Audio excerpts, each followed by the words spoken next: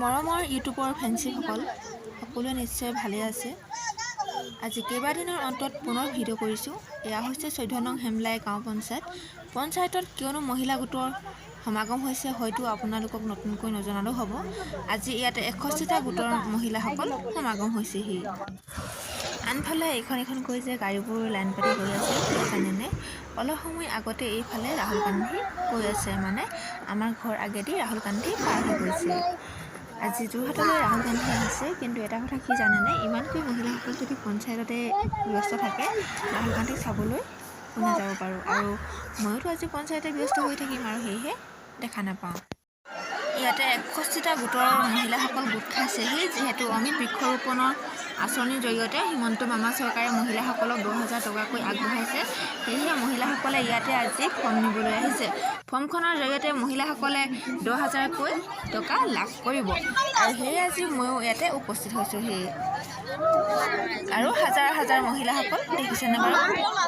বিহু আমাৰ তিনিটি। যিহেতু ভোগালী বিহু পাৰ হৈ গ'ল আৰু বিহুতহে ভিডিঅ' কৰিব নহ'ল, আৰু সিদিনাখন মই গাঁৱৰে পঞ্চায়তলৈ গৈছিলোঁ আৰু তাকে ভিডিঅ' কৰি থৈছিলোঁ, আৰু সেয়ে আজি আপোনালোকৰ আগত এডিট কৰি দেখুৱালোঁ। সঁচাকৈ ভিডিঅ' কৰি থকা মানুহ ভিডিঅ' নকৰিলে সঁচাকৈ বেয়া লাগে, আৰু ইউটিউবত যদি মই ভিডিঅ' নিদিওঁ তাতকৈ দুখৰ কথা যে মোৰ মনটো বহুত বেছি বেয়া লাগে। যি কি নহওক, আজি পুনৰবাৰ ভিডিঅ' কৰিছোঁ আৰু আপোনালোকৰ আগত পুনৰ মই জানুৱাৰী উপস্থিত হৈছোঁহি। আৰু পুৱাৰ ৰ'দৰ মুখত এনেকৈ যে ৰখি আছোঁ, খুব ভাল লাগিছে গম পায়নে? সঁচাকৈ ঠাণ্ডা দিনত ৰ'দ ল'ব সকলোৱে। ৰ'দ আমাৰ স্বাস্থ্যৰ হকে বহুতো গুৰুত্বপূৰ্ণ নহয়নে? আমাক ৰ'দ, বৰষুণ, বতাহ এই সকলোবোৰ আমাৰ শৰীৰৰ বাবে অতিকৈ বেছি প্ৰয়োজনীয় নহয়নে? লগতে আজি পুনৰবাৰ মোৰ বাৰীখনলৈ স্বাগতম জনাইছোঁ। আৰু এইফালে দেখিছেনে মোৰ বাৰীৰ বেঙেনা লমালমে লাগিছে বুলি ক'ব লাগিব। হয়, এয়াই হৈছে কষ্টৰ ফল। আৰু এইফালে ফ্ৰেঞ্চবিন একেবাৰে ডাল ভৰি লাগিছে। ফ্ৰেঞ্চবিনৰ ভৰত গোটেই গছজোপাকে হাউলি গৈছে, আৰু এয়া দেখিছেনে সৰু সৰু ফ্ৰেঞ্চবিনৰ গছ হ'লেও গোটেই ডাল ভৰি ফ্ৰেঞ্চবিন লাগিছে। লগতে আমাৰ অমিতা গছ কেইজোপীও সমানে ডাঙৰ হৈ আহিছে। লগতে বাৰীখনত ৰঙালাও, পানীলাও, লগতে কোমোৰা সকলোখিনি লগাবলৈ চেষ্টা কৰিছোঁ, আৰু আপোনালোকে প্ৰায় সোনকালে দেখিবলৈ পাব ৰঙালাও। যিহেতু ফ্ৰেঞ্চবিন দেখুৱালোঁ আৰু ছিঙিলোঁ, এতিয়া খোৱাহে কথা নহয়নে? আৰু আপোনালোকে মোৰ ভিডিঅ'বোৰ চাই কেনে পালে নিশ্চয় কমেণ্ট কৰিব, আৰু সঁচাকৈ আপোনালোকৰ কমেণ্ট পালেহে মোৰ উৎসাহ বাঢ়িব নহয়নে?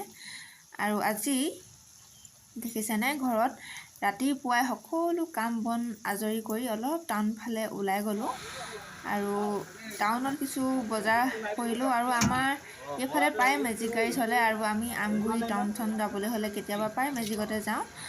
আৰু একেবাৰে শেষত এই সময়ত আমি মাক পুতেকে গৰু বিচাৰি ফুৰিছোঁ, আৰু এজনী আমাৰ গৰুনি নহয়, এই বাৰীখনত সোমাই থাকে আহি আহি গৰু।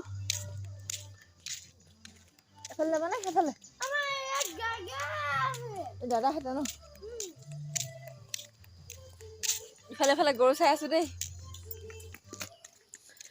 গৰু বিচাৰি আন্ধাৰ একদম হাবিয়ে জংঘলে ঘূৰি ফুৰিছোঁ। এফালে বেটাও আছে, বেটাক লগত লৈ গৰু বিচাৰিছোঁ। নিবিচাৰিলেও নহয়, আজি 2 দিন হ'ল ঘৰলৈ যোৱা নাই। আৰু সন্ধিয়া সময়ত এনেকৈ আমি চাহৰ জুতি লওঁ আৰু জুই ফুৱাওঁ। দিনটো আজি এনেকৈয়ে অতত ঘূৰি মেলি পাৰ কৰিলোঁ, আৰু এতিয়া মই পাকঘৰত। আৰু মোৰ সৰু সুৰা পাকঘৰটো আপোনালোকৰ আগত ভালকৈয়ে দেখুৱাই দিছোঁ। যিহেতু আমি অকল 4জনহে মানুহ, সেয়েহে পাকঘৰটো বৰ বেছি ডাঙৰ নহয়, সৰুকৈ সজাইছোঁ পাকঘৰটো। একেবাৰে চিম্পুলকৈ সজাই ৰাখিছোঁ, আৰু আপোনালোকে দেখিয়ে নিশ্চয় গম পাব মোৰ এই পাকঘৰটো। আৰু এয়া আমাৰ সিদ্ধাৰ্থ আৰু মই মাংস বনাইছোঁ, আৰু বেটায়ো বোলে ভাজিব লাগে। দেখিছেনে কিমান ডিষ্টাৰ্ব দিয়ে মোক কামৰ সময়ত। আৰু এনেকৈয়ে আৰু পাৰ কৰিছোঁ দিনবোৰ।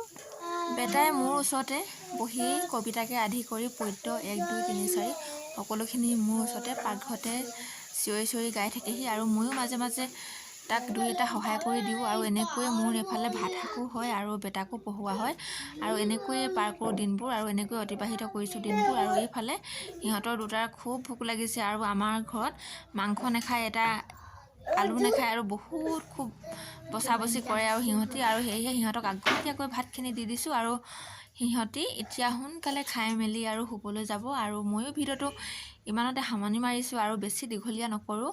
আৰু পুনৰবাৰ অন্য এটা ভিডিঅ' লৈ আপোনালোকৰ আগত মই জানুৱাৰী উপস্থিত হ'ম। আৰু আজিলৈ বাই বাই আৰু সকলোকে বিদায় দিছোঁ।